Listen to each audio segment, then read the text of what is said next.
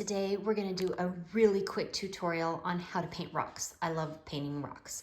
So first you're going to get nice size river rocks. Please don't go steal these out of your neighbor's yards. You can go to a nursery and get a whole bunch of different kinds. You have to actually wash them. That is the most tedious part of painting rocks because otherwise they have soil and stuff.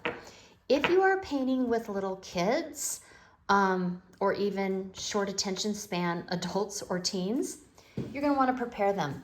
I spray paint my rocks oftentimes, like if I'm doing an event, in different colors. I also have a gray one that just gives them a nice flat gray look. But I have white and I spray both sides, and so I use parchment paper.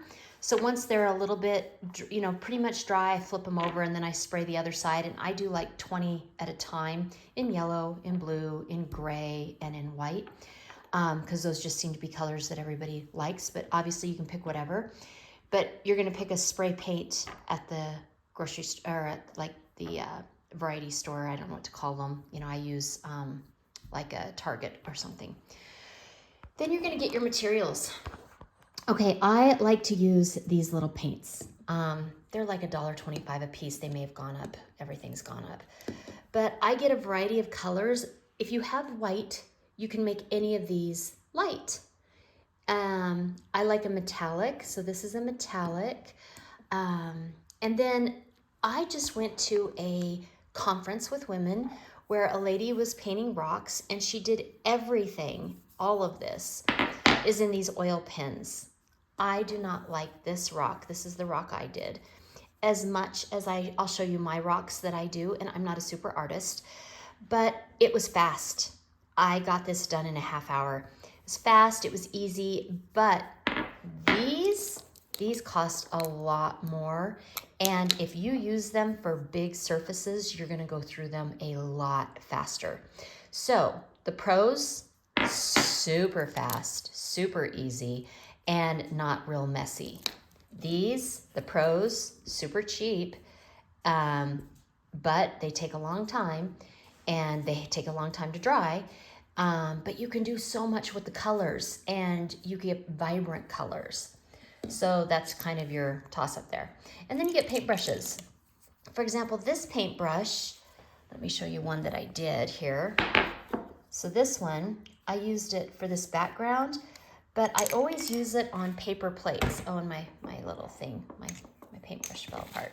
So my project is always on a paper plate. That's how I always do one project. And I have another paper plate right next to it where I mix my paint colors. So if you notice this one, it has different blue colors. So I did that within one. So I mixed a dark blue and a light blue, but I didn't mix it really well. I just kind of swirled it, and that's what I painted the background with. And then on the back, I do a solid color, and I do smile. So on most of my rocks, I have two sides because I like to do that. And this one, I was playing with the dot type of art. All of this I did with these types. I did not use pens for this. Okay.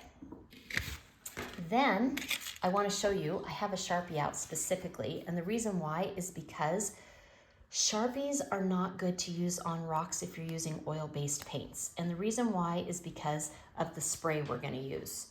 So you can't use that because the spray will make that run. So don't use Sharpies, even though it's really tempting, because Sharpies are way cheaper than these oil-based pens. Even though they're Sharpies, you have to get the oil-based Sharpies for your rocks. So then what is this rock? This is my I play with rock.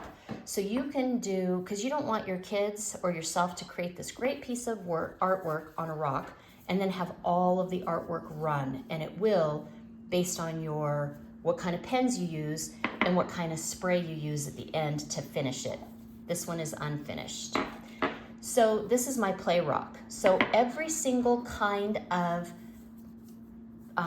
pen or whatever paint that I put on this rock, I put on this rock.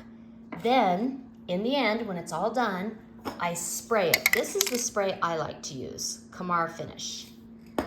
I then spray my rock that I don't care about. And I don't do artwork, I just do like dashes.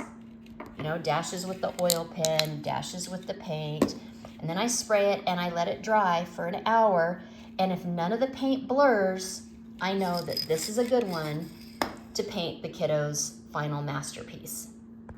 The reason I say that is because I was using Mod Podge paint or spray, and sometimes that did run. And I think it's because I was blending Sharpies with oil-based. So that is my word of warning. Do not blend those.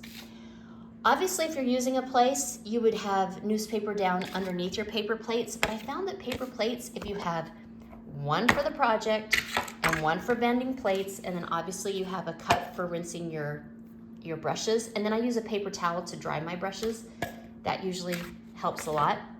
So then so remember, that's my unfinished work.